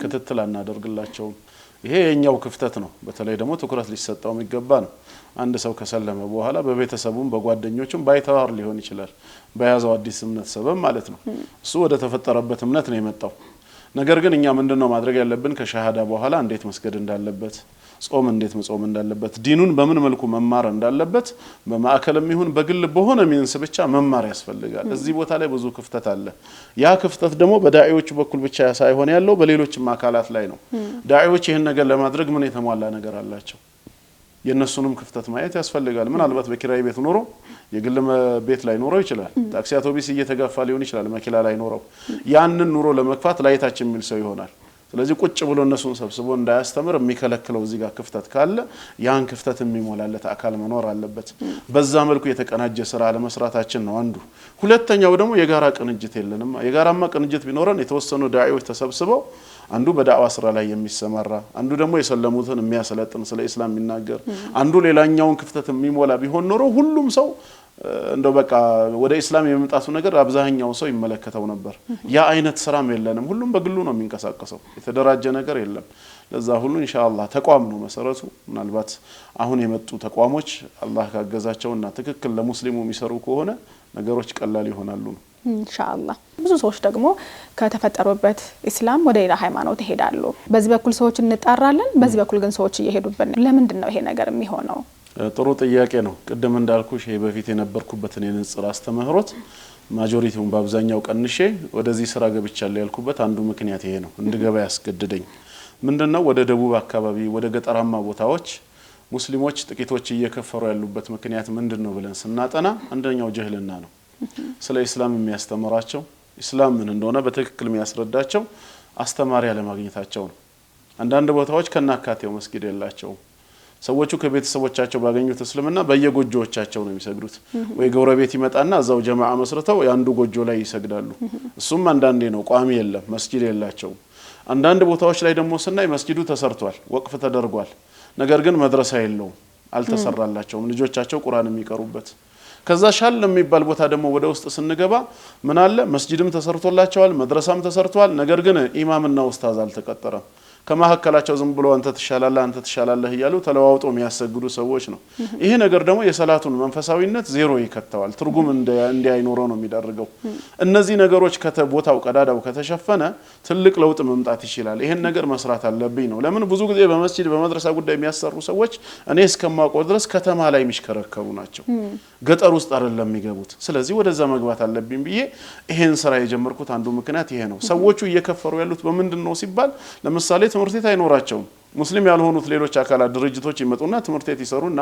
አምጡ ልጆቻችሁን ይሏቸዋል እንዴት በትምህርት ቤት ውስጥ ሃይማኖታዊ ትምህርት ይሰጣል ይሄንን የሰራው ሙስሊም ቢሆን ኖሮ ሀገሪቷ በአንድ እግር ትቆም ነበር ነገር ግን በዚህ በኩል ደግሞ የኛ የምንለው መሪ ስላጣን እነዛ መሪዎች ይሄ ኢንፎርሜሽን እንኳን ሲደርሳቸው ፍርድ ቤት መገተር የማይፈልጉ ናቸው እነዛ ቢያን ስለሚያውቁ በነጻነት ምንድነው የሚያደርጉት የራሳቸውን ሃይማኖት ጭምር ነው የሚሰብኳቸው ይሄ ቦታ ከተሸፈነ በቀላሉ መከላከል ይቻላል እንጂ እነዚህ አክፍሮት ኃይላቶች ስለ ንጽር ሃይማኖት አውቀው ቁርአንን ተረድተው ገጠር ገብተው ጥቅስ እየጠቀሱ እኮ አይደለም ሰውን የሚያከፍሩት በዚህ በዳዕዋ ሊሳካላቸው እንደማይችል ያውቁታል ስብከቱማ ስኬታማ ቢሆን ለምን አውሮፓ ላይ ስኬታማ አይሆንም ሙዚየም እየገባ ያለው ሃይማኖት የትኛው እንደሆነ እየታወቀ አይደል ለአውሮፓ ላይ እስላም እየተስፋፋ ነው ሰዎች በልተው ከተገቡ ከተማሩ የማንነት ጥያቄያቸውን ያነሱ ጊዜ እስላም እንደሚስፋፋ ምንም ጥርጥር የለውም አውሮፓ ለዚህ ትልቅ ምስክር ነው ሰው ምን ማድረግ ነበረብን ማለት ነው ያ እንዳይሆን አንደኛ ያምልኮ ቦታዎች በየገጠሩ በቀላል ዋጋም ቢሆን መገንባት አለበት እኔ ይሄንን ነው ጀምሬ ይሄን 3-4 አመት እየሰራ የነበረው በጭቃም ቢሆን መስጊድ ይሰራ ግድ የለም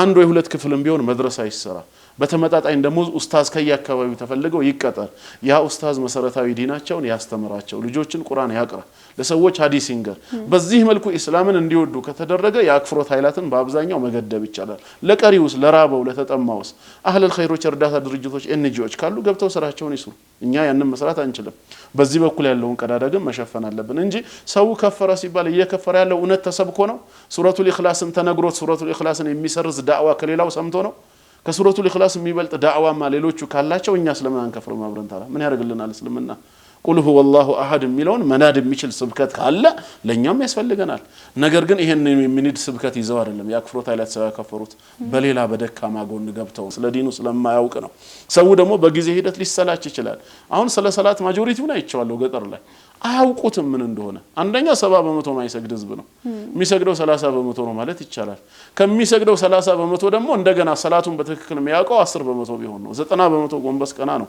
አንድ ጊዜ እንደውም ይሄ ተሰማኝና ለምን አንድ ፕሮጀክት አልቀርጽም ብዬ በራሴ ኮፊ ታይም ፕሮጀክት ቀረጽኩኝ ምንድነው ልክ እንደ አዲስ አበባ ሰውኛ ስንጠራራ ማኪያቱ ምን ስንገባበስ ደስ ይለናል ተሰንሰባስባለን የገጠሩን ሰው በደረቁ ዳዕዋ ከመናረግ ከምግብም ባሻገር ቡና እየተፈላ ሻይ እየተፈላ የሆነ ሰፊ ሜዳ ላይ ለምን አይሰበሰቡ ለምን ዳዕዋ ይደረግም አልኩኝና ፕሮግራም አወጣሁኝ እና ወደ ሐላባ ሆኖ ወደ ከምባታ መስመር ገጠር ላይ ያሉ 14 ኡስታዞች አሉ በእኛ ስር የነበሩ ጠራናቸውና ረመዳን ሊገባ ሲል ነው ያለፈው 3 ሳምንት ሲቀረው የ14 ቀን ዳዕዋ እንድታረጉ እንፈልጋለን አልኳቸው የ14ቱ ቀን ዳዕዋ ሰላት ላይ ብቻ ያተኮረ ነው አስበን በደንብ የሻይ ቡና ገዛን ፔርሙዝ የቡና ይሻ ተገዛ ሁሉም ተጭኖ ሄደ ክፍለ ሀገር ተሰጣቸው በኩንታል ስኳርና ቡናም ተገዝቷል ያንን ሰራንና 14 ቦታ በተናቸውና 14 ቀን ሙሉ ሰላት ብቻ እንዲያስተምሩ ከመጀመሪያው እስከ መጨረሻው ተሰጣቸው ፊድባክ አምጧልናቸው ከዛ አንዷ ተነስታ የተናገረችው ነው በጣም ተሰምቷቸው የነገሩ ስትናገር አንዷ ሴት ምን አለች እኔ በፊት ሰግድ የነበረው አለች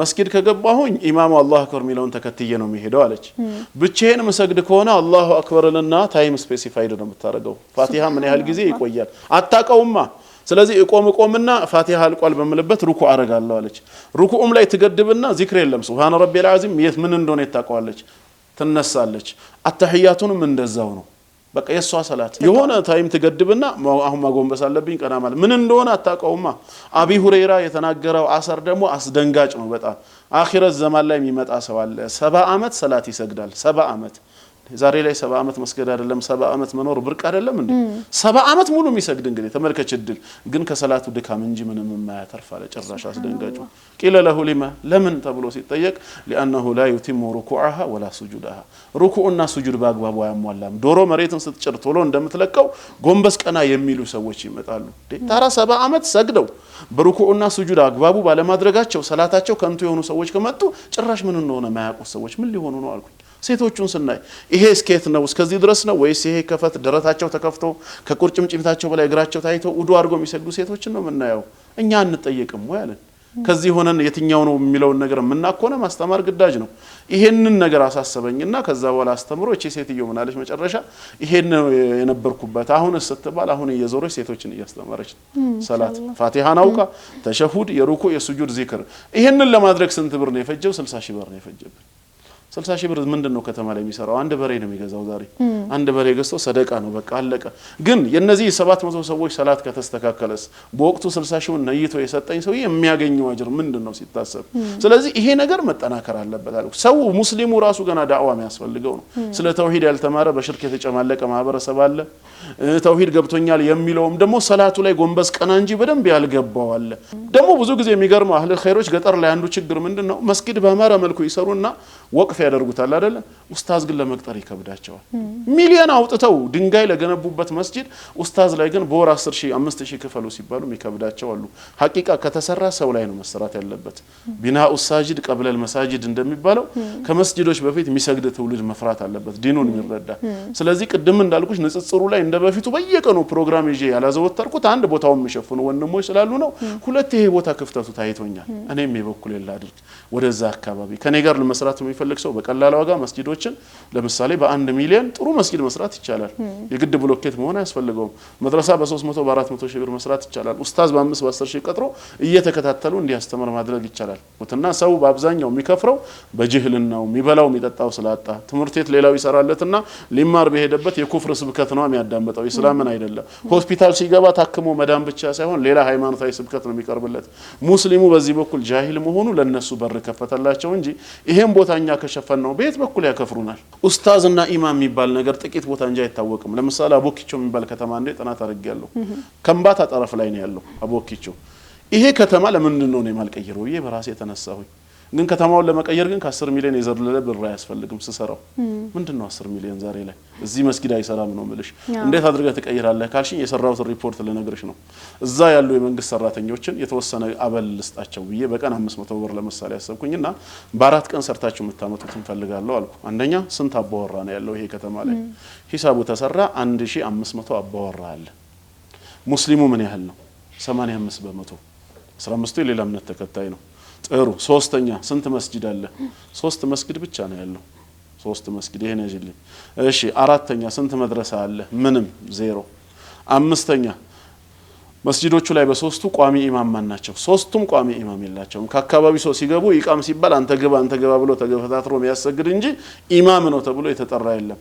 ኡስታዝ ዜሮ ምንም የለም ትምህርት ቤት ስንት አለ አንድ ትምህርት ቤት ብቻ በማን ነው የተሰራው ብዬ ጠየቅኩ ያነሳዋቸው በመንግስት ወይ የሌላ ሃይማኖት ድርጅት ወይ ግለሰብ በመንግስት የተሰራ አንድ ሌላ ትምህርት ቤት የለም ይሄን ካጠናሁኝ በኋላ የሃይማኖቱም ጉዳይ ሁሉንም ሰበሰብኩኝና ምንድነው መቀየር የሚቻለው ብዬ ማሰብ ጀመርኩ ለምሳሌ እዛ አካባቢ ላይ ሌላ ተጨማሪ 3 መስጊድ ቢሰራ በእያንዳንዱ መስጊድ ከነበረው 3 ጋራ 6 መድረሳ ብንሰራላቸው ለስድስቱም ኡስታዝ ብንቀጠር ይሄን ያህል ብንከፍል በ4 አመት ነው ደግሞ በአንድ ወር ሳይሆን በ4 አመት ምን ይመጣል ሂሳቡም ወጪውን ብለን ስናስበው ከ9 ሚሊዮን መዝለል አልቻለም ይሄን ከተማ ለመቀየር 9 ሚሊዮን ይችላል ስራውን መስራት ይችላል ህዝቡን ዛሬ ግን 9 ሚሊዮን ከተማ ላይ ምንድነው እዚህ የሚሰራው ቢባል ምንም መስራት አይችልም ለመስጊድ አስተዋጽኦ ማድረግ ይችላል እዛ ግን አቦኪቾ የተባለውን ከተማ መቀየር ይችላል ግን ማንን ላናገር ስራውን ሰርቼ ለአህለል ኸይር አናገር ያለው በግለሰብ ደረጃ ስለሆነ ፈቃደኛ የሆነ አጣሁኝ ይሄንን እኛ ተባብረን እንሸፍናለን ለሚል ሰው አሁንም በሩ ክፍት ነው እነዚህ 15% የኩፍር አካላት አሰፍስፈውበታል ይሄን ከተማ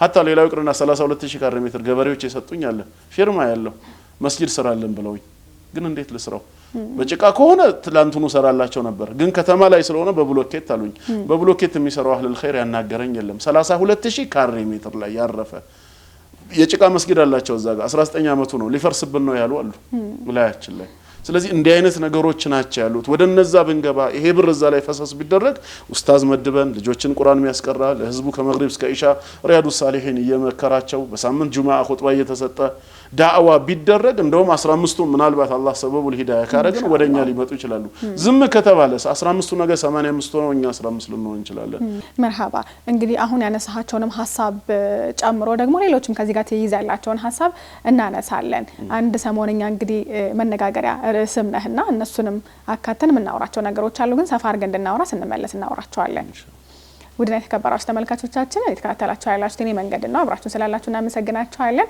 እንመለሳለን አብራችሁን ቆዩ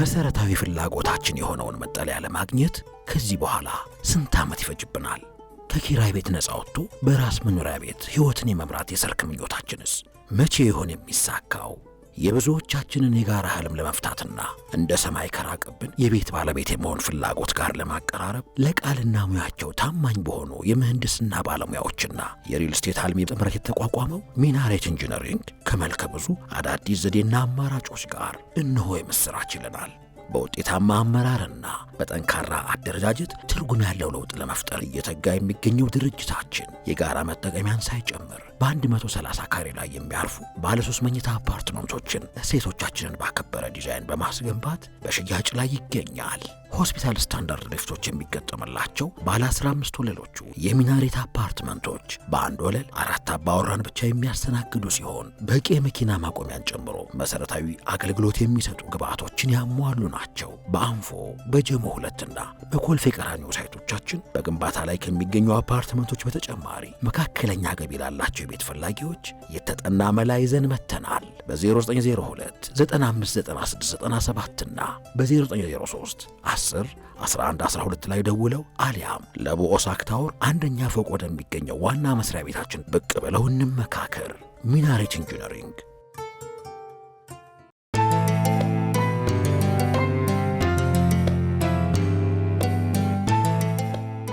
ተመልሰናል። ቆይታ ያደረግን ያለለው ከኡስታዝ አቡ ሀይደር ጋር ወይም ደግሞ ሳዲቅ መሐመድ ጋር ነው። እርግጥ ሳዲቅ መሐመድ እንትን አቡ ሀይደር በሚለው ስያሜ ነው እየሄድን ያለነው። እንግዲህ ኡስታዝ ሰሞኑን አንድ ፎቶ ሶሻል ሚዲያ ላይ በጣም እየተዘዋወረ ነው። ይሄ ፎቶ እንግዲህ መሀል ላይ ሆነ በሞተር ሳታስበው የተነሳው ፎቶ ነው። ነገር ግን አንድ ሰው አንስቶ ሶሻል ሚዲያ ላይ ለቆት ነበርና ብዙዎች መነጋገሪያ አድርገውት ነበረ። ኡስታዝ ከመሆኑ ጋር ብዙ ስራዎችን እየሰራ ካለ አንድ አካል ጋር ይሄንን ማየት ትንሽ ያማልና ብዙዎችን የነካቸው ምስል ነበረ። ስለዚህ ምስል ትንሽ እናወራ እስኪ። የት እየሄድክ ነበረ በዚህ ሞተር? እንደው ለሶስትስ በቃችሁ ይሁን? ኮንትራት ይዘን ነው እኮ። ኮንትራት ነው ጭራሽ እንጂ 5 ሰው ነው የሚጫነው ሞተር ላይ። ሹፌሩ አለ፣ ከኋላው 3 ሰው ይቀመጣል። አንዳንዴ ደግሞ ቀጠን ያሉ በተለይ ሴቶች ከሆኑ ያው ያገሩን ነው መነግርሽ። ያው ድሃዎችም ስለሆኑ ትራንስፖርትም በቂ ስለሌለ መኪናም የማይገባበት አስቸጋሪ የሆነ ምናልባት ከፍ ያሉት እንደ ላንድ ክሩዘር ምናምን ካልሆነ በቀር መንገዱ አስቸጋሪ ስለሚሆን ከሹፌሩ ኋላ 4 ወይ 3 ሰው በቃ ወይ 4 ወይ 5 ነው የሚሄዱበት ነው ሁሌ። እንደዛ ሙኝ ይሄዳለሁ እኔ። ግን አሁን ምንድነው ከአንድ ጓደኛዬ ጋር ስለነበረን ፈትሁል ባሪ የሚባል እንደ ኮንትራት ሌላ ሰው አትጫንብን ኮንትራት እንከፍላለን ብለን ነው። ስለዚህ እናንተ የሁለት ሰው ከፍላችኋል? ሙሉ ሰው በቃ ያው የሙሉ ሰው ማለት ከኛ ኋላ ሌላ የሁለት ሰው ወይ ደግሞ በሙሉ ሂሳብ ዝም ብለን የምንፈልገውን እንሰጣለን የሆነ ጉዳይ አለን ብለን እንጂ አሁንም ሌላ ሰው ስማይጫኑ ነው አይደለም ቅድሚያ። ሁለተኛ ደግሞ እኔ በግልጽ መናገር የምፈልገው እንደው የሰው ስሜት እንደዛ ስለሆነ እንጂ ኢስቲምታዕ ነው ያደረኩት። እኔ በጣም ነው ደስ የሚለኝ በሞተር ሲሄድ ራሱ ማለት ነው እንጂ የሆነ ልክ ሌሎቹን አምጥተው እዛ ጋር ለማነጻጸር እነሱ በዚህ ይሄዱ የሚለው ነገር ወላሂ ለኔ ምንም ቦታ የለውም። አስለን ከመነሻው ዋናው ነገር መፈልገው እየተጓዝክ ያለሁት በምን አይነት መጓጓዣ ነው ሳይሆን ውስጤ ምንድነው እየተሰማኝ ያለው ለምን በሞተር ላይ ይቀመጣለሁ የሚል ስሜት ቢኖረኝ ኖሮ ከዚህ በፊትም እኮ ሞክረው ነበር። ያው ይዛኔም አሁንም የሞከረው ለሁለቱም መውላና ረምዚ ነው ፌስቡክ ላይ የምናውቀው ወንድማችን ጀዛሁላሁ ኸይራ። ከዚህ በፊትም ጀምሮ ይሄን ነገር እናድርግ ሲል ፌስቡክ ላይ ጽፌ አስቆምያለሁ። አልፈልግም አልኩ። ካስፈለገ መሙላት የሚችሉም ሰው አይጠፋም ነው። ግን የዛኔ ሞተር ላይኛ ስንሄድ ምንድነው በርግጥ መኪናው ላይ እንደ ኮሮላ አይነት ያሉ መኪናዎች መግባት አይችሉም። እኔ ኮሮላ ነበረኝ እስካላባም ሄድባታለሁ እየተንገጫገጨች። እዛ ግን እናቆምና ወደ ገጠር ስንገባ ሞተር ኮንትራት እንይዛለን። ከዛ ይባሱ መንገዶች ላይ እኮ በሞተር ከዚህ በፊት ብዙ ጊዜ ደጋግመን ሄደናል። እና ያንን ነው ጓደኛችን አንዱ ነው በፎቶ አንስቶ በቪዲዮም ቀርጾ ፌስቡክ ላይ ሲለቀው ሌሎቹ ጥሩ ስሜት አልተሰማቸውም። ለምን በሞተር ስለዚህ ለምን ወደዚህ ጉዳይ አንገባም ብሎ መውላና ረምዚ የሚባለው ወንድማችን እሱ የጀመረው ጉዳይ ነው። ሶሻል ሚዲያ ላይ በጣም ተቀባብሏል፣ ፎቶ ቪዲዮም ተቀባብሏል። ከዛ ወጭ ደግሞ አሁን ያልከው ወንድማችን ነገሩ እንዲተባበር አድርጎ እና አሊያሜንን ጨምሮ ብዙዎች ይሄንን ነገር እንደው ወደ መኪና ግዢውም ተሄዶ ነበር። መኪናው ሞልቷል ተብሏል። አንድ ብር ላካ አንድ ወንድማችን ነበር። በጣም የሚያሳዝን ሰዎች በቃ ካላቸው ነገር ላይ አሻራቸው እንዲኖር ነው። ያ ስሜት አለ። ይሄ እንግዲህ ያላየነው አንድ ችግር ነው። ምናልባት ደግሞ ተቋም እኮ ቢኖረው ትልቅ ነገር ቢኖረው ደግሞ ብዙ ተተኪዎችን ያፈራል፣ ብዙ ሰዎችን ያሰለጥናል የሚል እሳቤ ደግሞ ስላላቸው ይሄን ነገር ወደ ተቋም ለምን አንቀይረውም የሚል ደግሞ አዲስ ሀሳብ መጣና ተቋም ለመገንባት ብዙዎች እየተረባረቡ ነው ያሉትና እንደው ወጣም ወረደም በግልጽም ስናወራ አንድ ሰውን ተቋም የማድረግ ተነሳሽነት ነው ያየነው። አንድ አቡ ሀይደርን ተቋም የማድረግ ማለት ነው። እና ይሄንን ተነሳሽነት እንዴት ታየዋለህ? ይሄ ነገር ምን ስሜት ፈጠረብህ? ያው ተቋሙ ሁለተኛው ፕሮጀክት ነበር። ያው የመጀመሪያው እንዳልኩሽ መጓጓዣ ነው። እንደውም እኔ ስጋት ሁሉ ነበረብኝ። አንዳንድ ጊዜ ድሎት ከመስመር ያስወጣሻል። ያለመድሽውን ነገር ትላንት ዛሬ ግን ሌላው ደስ እንዲለው ብለሽ ፈቅደሽ በዛ ነገር ላይ ስትጀምሪ መሳነፍ ሁሉ ሊመጣ ይችላል። ምናልባት አላማ የተስተካከለ ከሆነ ደግሞ የበለጠ ሊሰራም ይችላል። ግን ያስፈራል በአንድ ጎንም ያንን ለለመደ ሰው ወደዚህ መምጣቱ ማለት ነው። ይሁን እሺ ሰው ደስ ካለው ብዬ ተቀብያለሁ። ግን ወደ ሁለተኛው ምንድነው የተባለው የመኪናው ጉዳይ ኦሬዲ ተሳክቷል። ያው እኔም መኪናው ሲመጣ አንድ ላይ ከምስጋና ጋር አቀርባለሁ ብዬ ነው ለጊዜው ዝም ያልኩት። ሁለተኛው ደግሞ ተቋም መስረታ የተባለው ገና የተጀመረ ነው። እሱ ረጅም ትግል ይጠይቃል። ነገር ግን የተቋሙ ገንዘብ አሁን ተቋም ለመመስረት በጣም ከፍተኛ በጀት ይጠይቃል። ያ እስኪሟላ ብለን እኛ አንደክምም። በተገኘው አጋጣሚ ሰውን ማሰልጠን እንችላለን። ያው ስልጠናና ዋናው ዓላማው ምንድነው እስላማዊ ትምህርቶችን ማስተማር ነው። ስለዚህ ሁሉም ባለው ዕውቀት ዘርፍ በዚህ በኩል ጥረት እናደርጋለን። አላህ ፈቅዶ ነገውን ሆኖ ተቋሙ ከተመሰረተ ደግሞ በግልጽ ይቀጥላል ማለት ነው። ነገ ብዙዎች ይመጣሉ አሉ ኡስታዞች፣ እኔ ብቻም አይደለሁም። እንደ ግሌ እኔ ምናልባት ጥሩ ስሜት ማይሰማኝ ተቋሙ ስትገቢ መገደብ ይመጣል። ከዚህ ውጪ የሥራ ዘርፍ የለህም አይነት ያ ነገር ምናልባት ላልቀበለው እችላለሁ። እኔ መገደብ አልወድም። ባመንኩበት ነገር በቀኙም በግራውም መስራት ነው የምፈልገው።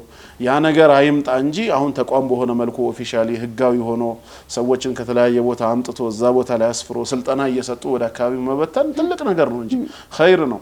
ባይኖርም ግን ስራውን ከመስራት ግን ወደ ኋላ አልልም።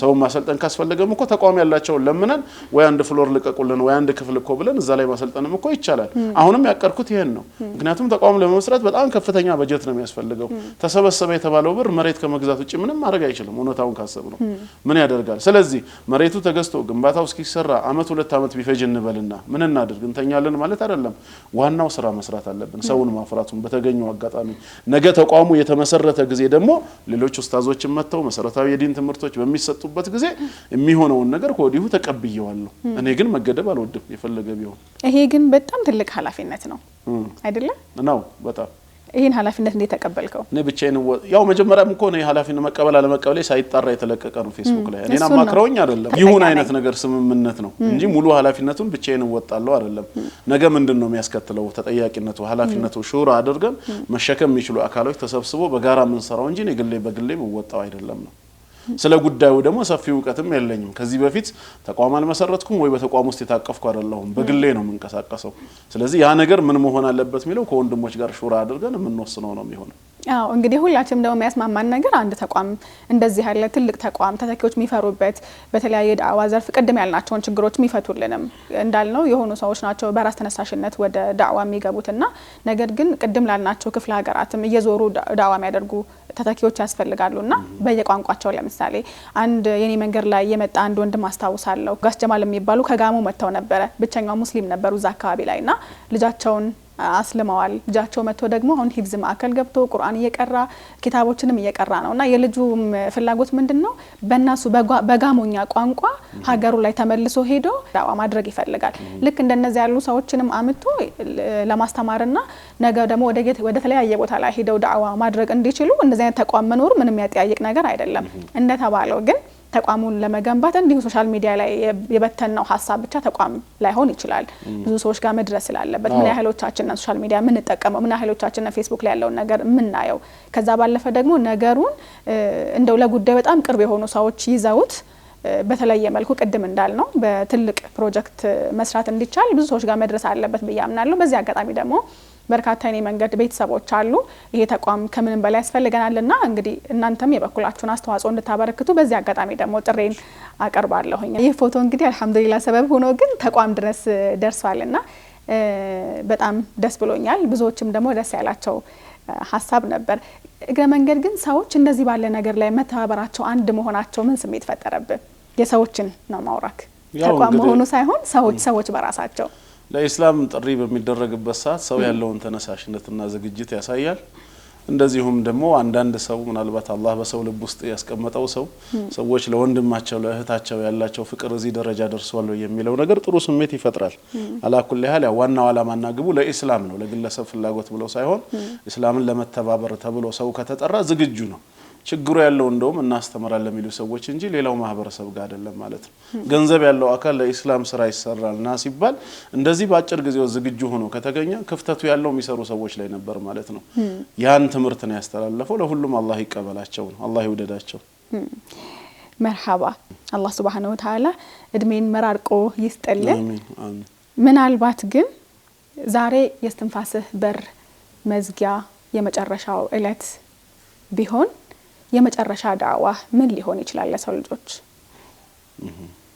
ከዳዋይ በፊት ያው ለራሴ ህግል ተውበት ነው የሚሆነው የመጨረሻ አስተንፋስ ያው ቋንፉሰኩም ነው ቅድሚያ የራስ ጉዳይ ነው ለሰውስ የሚተላለፈው መልእክት ምንድነው ቢባል አሁንም ايها الناس قولوا لا اله الا الله تفلحون ሰዎች ወይ ከአላህ በስተቀር በእውነት የሚመለክ አምላክ የለም በማለት لا اله الا الله ብላችሁ መስክሩ ከዘላለም ቁጣ ከዘላለም ቅጣት ትድናላችሁ ነው የፈጠረን አምላካችን አላህ ነው ወደዚህ ምድር ያመጣንም ለዒባዳ ነው እሱን በብቸኝነት እንድናመልከው ነው ትልቁ ተስፋችን ደግሞ ኢተርናል ላይፍ ዘላለማዊ ህይወት ነው ከህይወት የበለጠ ምንም ነገር የሚያስደስተን የለም አደምና ሐዋ አለይሂም ሰላም በሸይጣን አሳሳችነት የተሳሳቱት የመኖር ጉጉት ውስጣቸው በመግባቱ ነው ቅጠሉ የተለየ ነገር ኖሮት አይደለም ዛፉ ግን ዛፉን ሲበሉ ምን ታገኛላችሁ ነው ያላቸው አትሞቱም ነው ትኖራላችሁ ነው ዘላለም መኖር የሚባለው ነገር በሰው ልጆች ህይወት ውስጥ ሁሉ አለ አላህ ይሄንን ደግሞ ያደረገው ነገ በትንሳኤ ቀን በጀነት ሊያረጋግጠው ስለፈለገ ነው ስለዚህ ያ የጀነትን ህይወት ለሚጓጓ ለሆነ ሰው ከአላህ በስተቀር በእውነት የሚመለክ አምላክ የለም ነብዩ መሐመድም ሰለላሁ ዐለይሂ ወሰለም የአላህ መልእክተኛና